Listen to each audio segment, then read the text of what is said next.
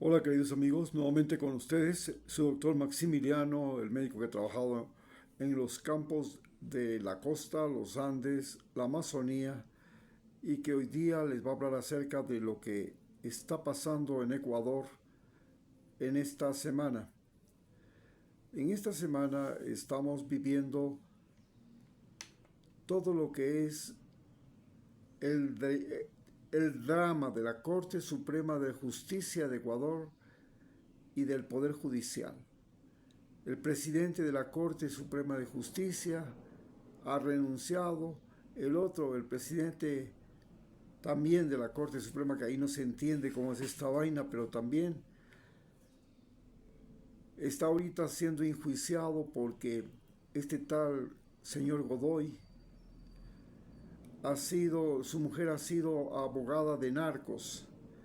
Y bueno, nadie discute que un abogado puede defender a los narcos. El problema es que un abogado de narcos llegue a ser el presidente de la Corte Suprema de Justicia, es decir, el máximo funcionario de una función del Estado que tiene independencia.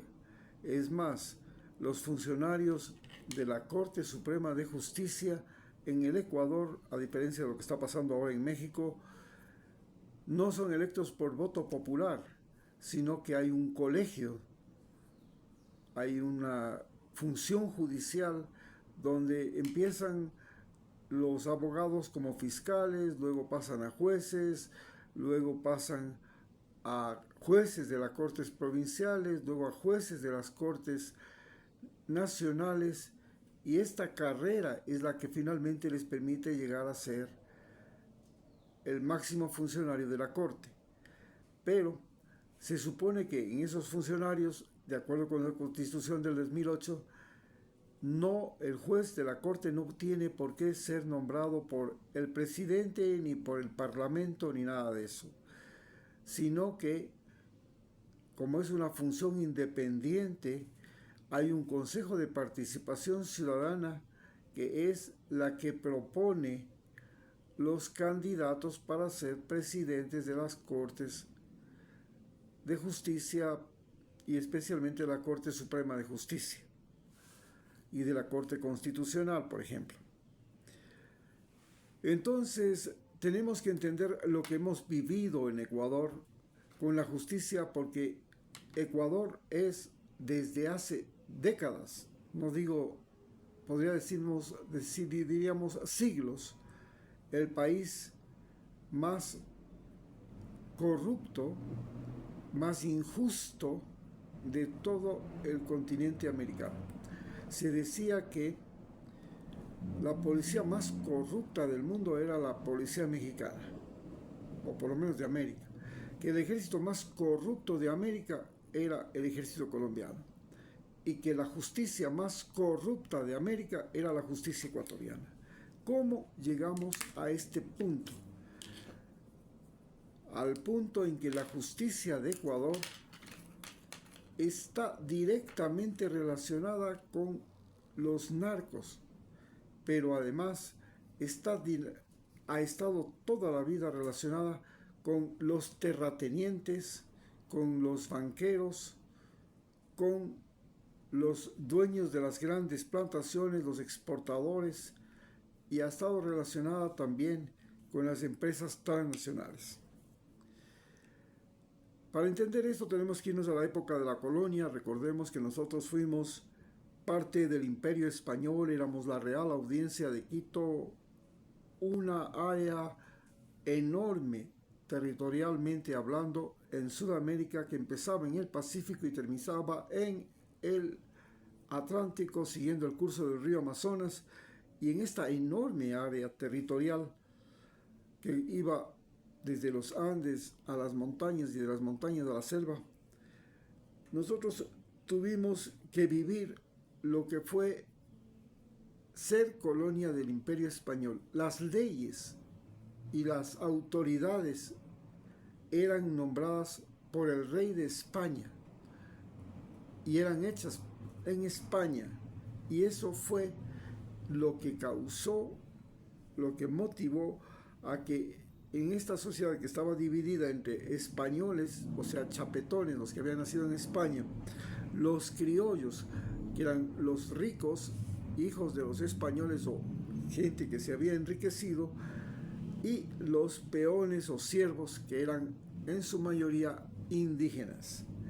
Estos criollos un día se levantaron contra España, aprovechando que Napoleón había invadido y había destruido prácticamente a la colonia española, puso a su hermano de emperador de España. Esto fue el san se acabó para el imperio español, que ya venía en decadencia compitiendo contra el imperio inglés, que había logrado muchos mayores avances, especialmente en lo que era la navegación. Entonces, finalmente nosotros dejamos atrás esta época colonial, y la justicia en esa época era lo más terrible. Solo había justicia para los denominados patrones.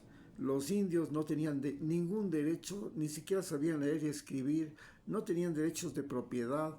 El patrón inclusive podía escoger con quién se casaba la india, y hasta no tenía ningún problema en preñar a todas las mujeres que habían indígenas que habían en la hacienda. Así nació el mestizaje. Cuando llegamos a la República en 1830, tuvimos tres mundos diferentes, uno de la costa, otro de la sierra y otro de la Amazonía. El de la Amazonía era lo más lejano. Allá solamente había lo que se llamaba los territorios de misiones. Los jesuitas eran los que llegaron a prácticamente acopar todo ese territorio, y cuando fueron expulsados en 1760, la Amazonía pasó a ser territorio abandonado, hasta que llegaron en Ecuador las compañías petroleras en los años 70, y ya un poco antes a hacer exploración, pero la explotación petrolera empezó en los años 70, y entonces de ahí nació un orden o una legalidad en la que habían los funcionarios públicos, que eran los que hacían y deshacían en la Amazonía, y los indígenas y migrantes, porque había migrantes, y hubo una reforma en 1974 para llevar un montón de migrantes a la costa, y esto se convirtieron en prácticamente los oprimidos. Ahí la justicia era el capricho del funcionario público. Entonces, en este momento, en cambio, estamos viviendo el paso a la minería ilegal. En la costa, en cambio, se crearon plantaciones, sobre todo las plantaciones de cacao. Siempre hubo comercio, siempre hubo navegación, siempre hubo piratas, y para fines del siglo XIX, los campesinos pobres se organizaron y se levantaron en una rebelión llamada, los grupos montoneros, se llamaba la Revolución Liberal, liderados por Alfaro, y lograron llegar al poder. Entonces, la revolución, los costeños crearon las montoneras, y estas montoneras, que eran ejércitos irregulares, donde iban hombres, mujeres, niños, vacas, caballos, todo a la guerra, llegó finalmente a ser poder en el Ecuador. Pero en la sierra, en cambio, teníamos la hacienda, y ahí en la hacienda el patrón era el señor y amo, y la Iglesia Católica era la que imponía todo el orden. Se crearon patrones, peones. Los indios no tenían ningún derecho hasta 1990, en que los indígenas se organizan y nace la CONAIE.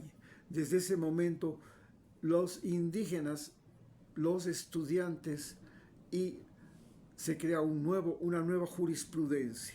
Esta nueva jurisprudencia es la que está ahorita en el Ecuador, y en esta nueva jurisprudencia las mujeres, los indios, los gays, las personas tienen derechos. Pero en el siglo XXI se produce el trastorno de los narcos, y esto cambia todo lo que es la ley en el Ecuador. Gracias.